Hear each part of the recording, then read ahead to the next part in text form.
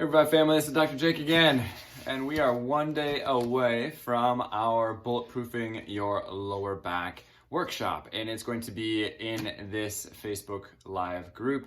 So invite your friends, your family, anybody that you feel that could benefit from this information. Now, I want to talk to you guys today about lower back stiffness, tightness, just tension that we can get in a lot of the muscles. Now, there are three big areas to correcting your lower back, and a lot of you maybe have heard us talk about this, but one is your adjustments in rhythm, two is correcting your bad habits. Yesterday we talked about lifting habits, and then we're also going to have to look at the third thing of proper exercises. Now we can get really specific on those exercises, whether that's spinal exercises, but today we want to talk about those exercises for your lower back. Now, there's a couple different ways to be able to do that. One, just traditional stretching, and then we're also going to go through some foam rolling exercises that you can do, and you can use multiple different things for those kind of foam rolling issues. But first I will show you a few stretches. Now, very traditional, we want to get your hamstrings and the back side of your butt and glutes.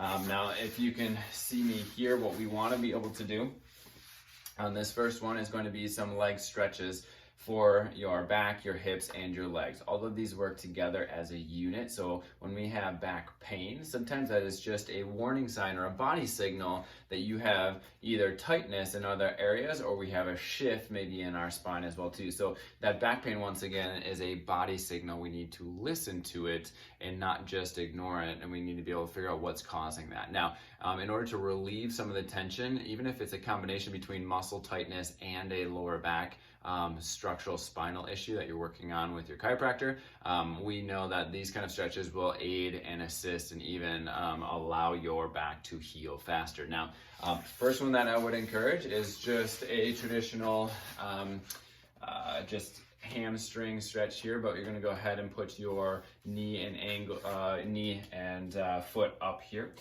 Make like a figure four, and then we're just going to go ahead and we're going to reach forward towards your toe. If you can't touch your toe, you're going to go ahead and reach here, but just the goal is to be able to reach forward. So being able to hold this for 30 seconds is going to be key.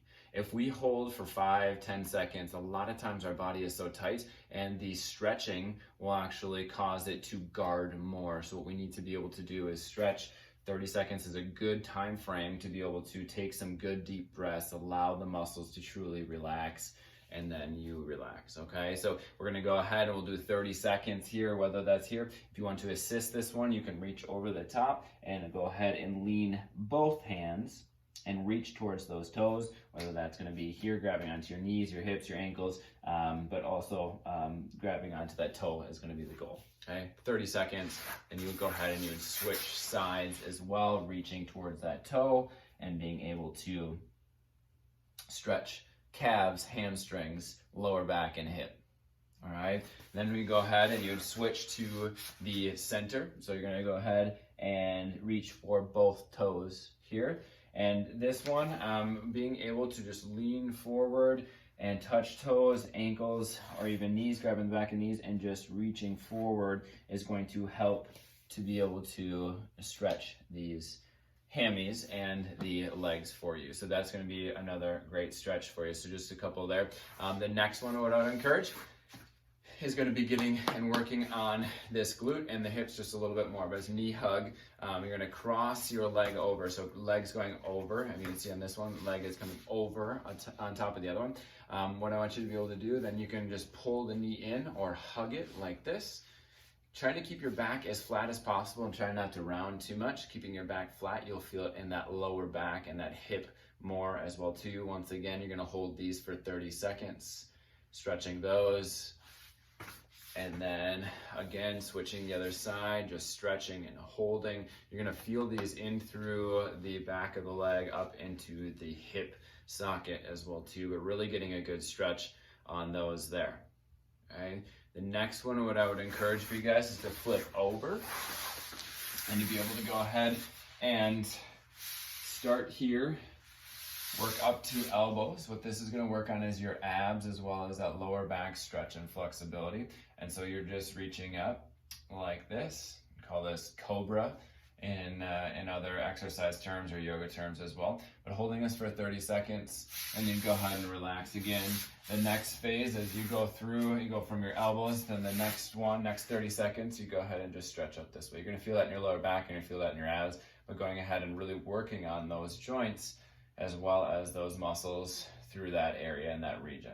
Now, when you're done with that one, you can go ahead, coming up here, you're gonna sit back, and they call this happy baby, or child's pose, sorry. Child's pose or even puppy pose. What you're gonna go ahead and do, kind of like a playful puppy, putting your hands forward like this. You're gonna feel this in your lower back here, but just going ahead and stretching, putting your head down. You can feel this in your lower back. You can stretch to one side and then stretch to the other side as well. You're gonna be able to feel these in your hips and your back, okay? So that's gonna be child's pose or puppy pose. Now, next one that you can go ahead and do is going to be cat-cow stretch. So this is gonna be great. You guys, if you guys are doing wobble in our office, the lumbar wobble, you're gonna be doing these except for sitting. These are the front to back motions that we do, but this is gonna be all fours. And what you're gonna do is arch your back like a cat, and then let it sag and kind of really let your belly bow here and arch your back this way.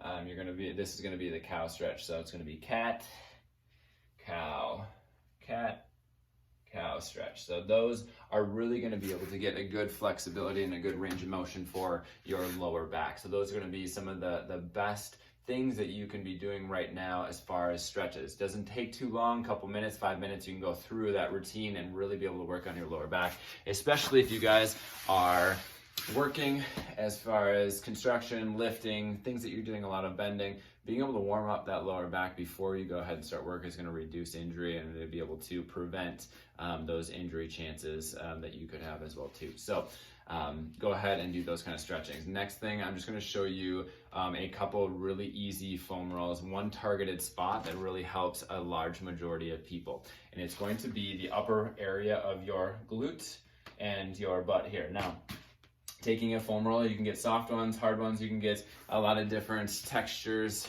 even ones that have ridges on it. So go ahead and find the one that works best for you. But what I challenge is just sitting on it like this. So go ahead and sit. What we're gonna do is see this roll back and forth.